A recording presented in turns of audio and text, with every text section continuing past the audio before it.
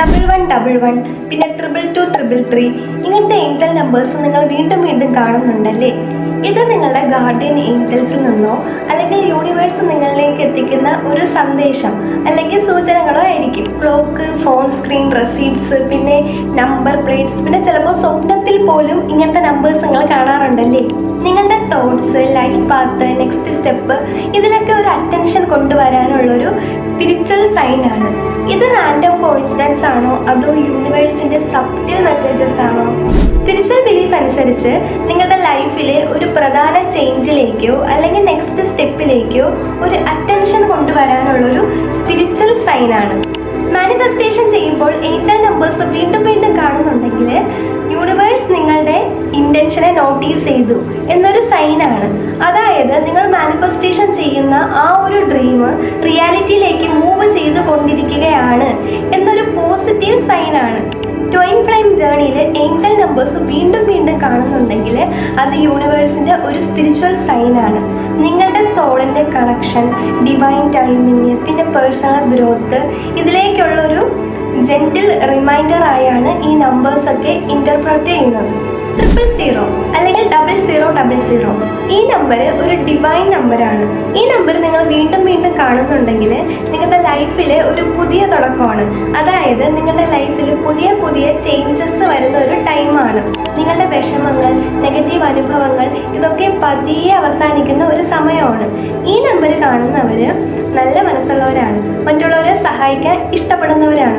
ഈ നമ്പർ കാണുന്ന ഈ ഒരു ടൈം എന്ന് പറഞ്ഞാൽ മാനിഫെസ്റ്റേഷൻ ചെയ്യാൻ ഒരു ബെസ്റ്റ് ടൈമാണ്. നിങ്ങൾ ആഗ്രഹിക്കുന്ന ആ ഒരു ഡ്രീം റിയാലിറ്റിയിലേക്ക് പെട്ടെന്ന് മൂവ് ചെയ്യാൻ പറ്റുന്ന ഒരു സമയമാണ്. റിലേഷൻഷിപ്പിൻ്റെ കാര്യത്തിൽ നോക്കുകയാണെങ്കിൽ പഴയ പ്രശ്നങ്ങളെല്ലാം അവസാനിച്ച് പുതിയൊരു തുടക്കത്തിലേക്ക് കടക്കുകയാണ്. കൂടുതൽ സ്നേഹത്തിൻ്റെ ഒരു സൂചനയാണ്.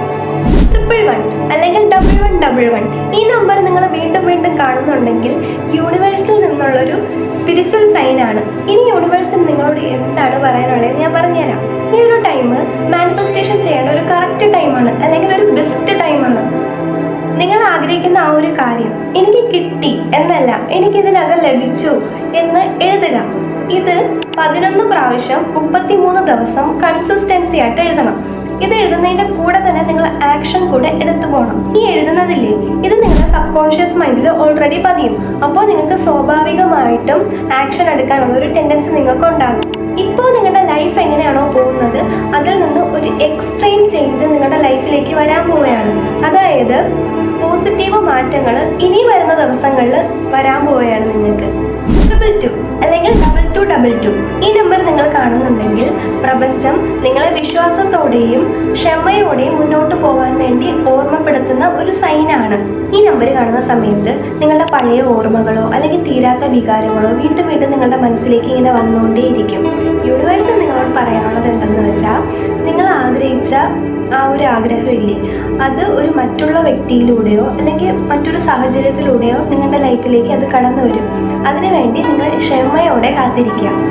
പിന്നെ വേറൊരു കാര്യം എന്താണെന്ന് വെച്ചാൽ, പുതിയ ഫ്രണ്ട്ഷിപ്പ് അതുപോലെ തന്നെ പുതിയ റിലേഷൻഷിപ്പ് നിങ്ങളുടെ ലൈഫിലേക്ക് കടന്നു വരുന്ന ഒരു ടൈമാണ്. 12 നിങ്ങളൊരു സ്പെസിഫിക് ഗോളിന് വേണ്ടി ഹാർഡ് വർക്ക് ചെയ്യുന്ന സമയത്ത് റിസൾട്ട് കിട്ടാത്ത സമയത്താണ് ഈ ഒരു നമ്പർ കാണുന്നത്. ഹയസ്റ്റ് പർപ്പസിലേക്ക് കണക്ട് ചെയ്യിക്കുന്ന ഒരു നമ്പറാണ്.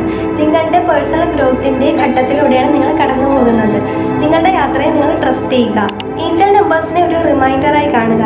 നിങ്ങളുടെ ചിന്തകൾക്കും നിങ്ങളുടെ വിശ്വാസങ്ങൾക്കും നല്ല ശക്തിയുണ്ട്. നിങ്ങളുടെ എനർജിയെ പോസിറ്റീവായിട്ട് നിലനിർത്തുക. നിങ്ങളുടെ ഡ്രീംസിലേക്ക് ട്രസ്റ്റോടുകൂടെ മുന്നോട്ട് പോവുക. യൂണിവേഴ്സിൻ്റെ ഡിവൈൻ ടൈമിങ്ങിൽ ശരിയായ കാര്യങ്ങൾ ശരിയായ സമയത്ത് എത്തും. Trust your journey.